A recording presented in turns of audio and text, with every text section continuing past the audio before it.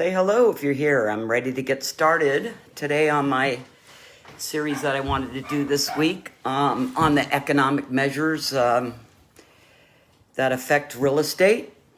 So I'm going to get started here in a few minutes.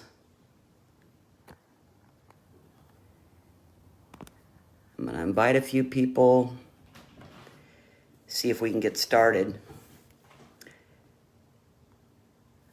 Let's see. All right, so today I'm going to talk about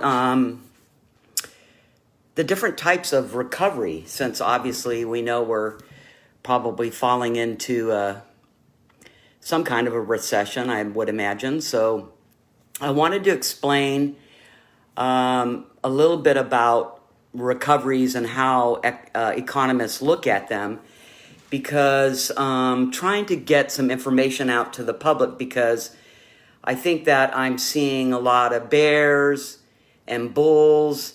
And so as that relates to, you can be extremely negative. The sky is falling. Everything's going to fall apart. We're going to go right into a depression.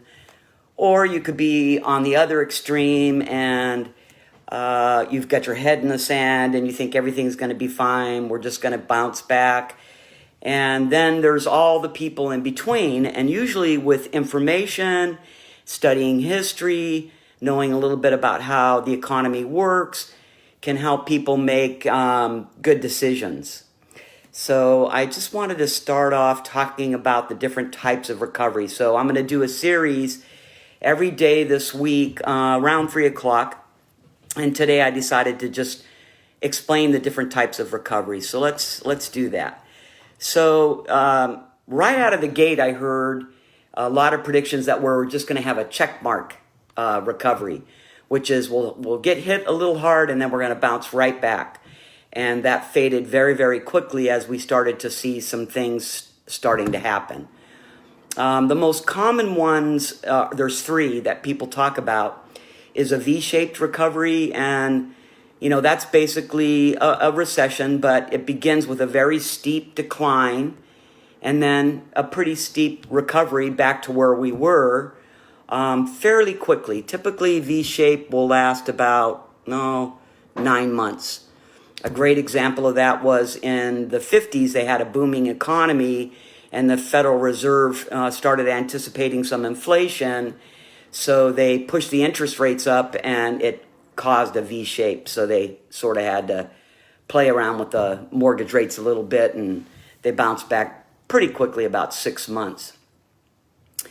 And the next one is the U-shaped recovery.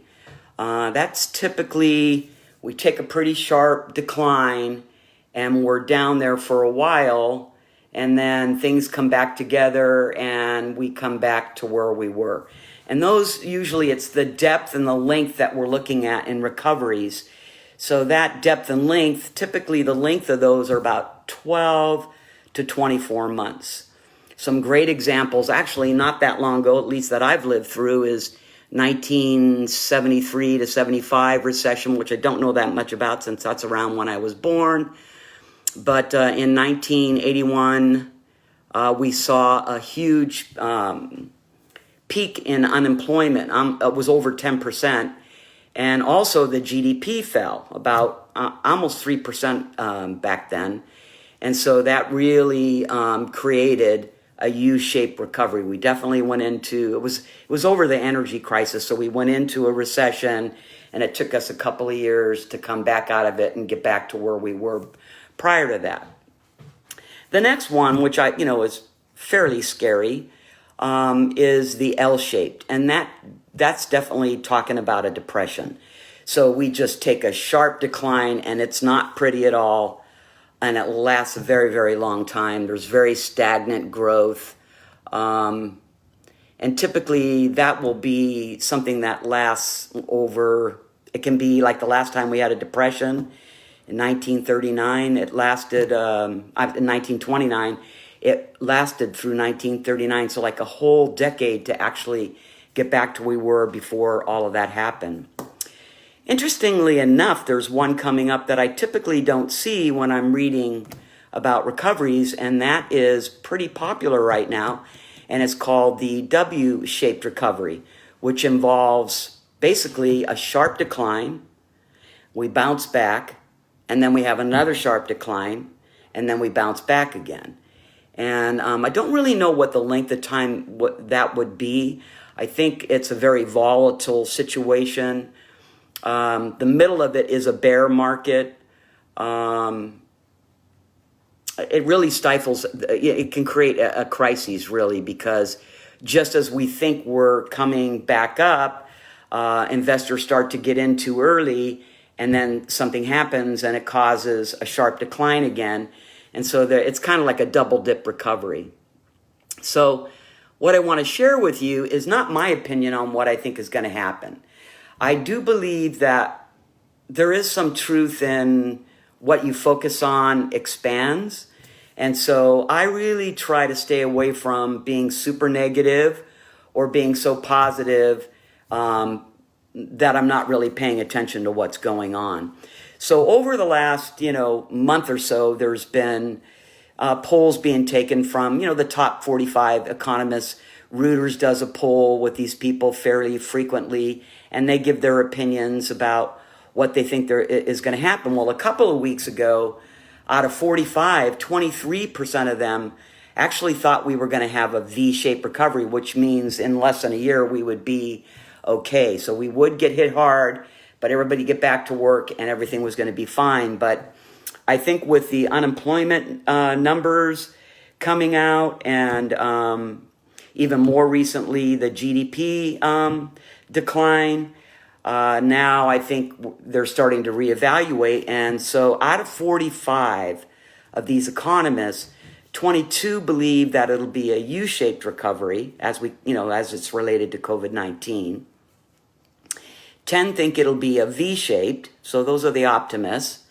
7 still think we're going to be in a check mark recovery, that once we get back, everything's going to be fine and we'll all get back to business and it'll feel like it was just a couple of months ago. And then 5 of these economists think that we're going to have a W-shaped. So I'm typically one of those people that sort of likes to eliminate the bears and the bulls and sort of look in the middle. But of course, you have to make up your own mind, and I don't like to make those predictions. But I will tell you there's a science that they use when they're looking at what type of recovery we're going to have. And there's 3 things that they look at, and that's business science. So how long will it take the economy to rebound? And what if slowdowns look like in the past? And it's pretty difficult because we haven't had a COVID-19 in the past and anywhere in near history. So the business review is difficult. There's also the health science that we look at. So when will COVID-19 be under control? So, we hear a lot of different news and a lot of different stories. So depending on what you're focused on and what your belief is going to be, they're talking about vaccines sooner than later. Some people are saying it's going to be forever. So you kind of have to go with your instincts, and that's what economists do. So they're looking at, is there going to be another flare-up? So that's where we have the V's and where we have the W's. So people that believe we'll have a second flare-up, I think they're the ones saying we're going to have a W recovery. And then last, they look at the social science. So after all of this is over, the American consumer has to get back out there. When are they going to want to go to the movies? When are they going to want to go to sporting events? When do they want to get on a plane? So there's a challenge in accurately combining all of these 3 sciences and making a prediction on what type of recovery it'll be. But now you have the information, and you can kind of, put that together with your thoughts and the news that you're reading and which way you lean toward what you think is going to happen. And you can make up your own mind. Now, my next series tomorrow, I'm going to talk about unemployment, and I'm going to talk about the GDP, which has a direct effect on real estate. So I hope you'll tune in. I do want you to know that we're going to put some charts together and some visuals for you to see, and we'll put it in the feed so that you can visually see some of the things that I look at and rehash this a little bit if you're interested in the economics of real estate. So I do appreciate everybody turning in and checking in with me on this. And I'll be doing this again tomorrow, Tuesday at 3. Thank you so much, and take care. If you have any questions, put them in the comments, and we will reply to all of you. Thank you. Have a great day, guys. Bye-bye.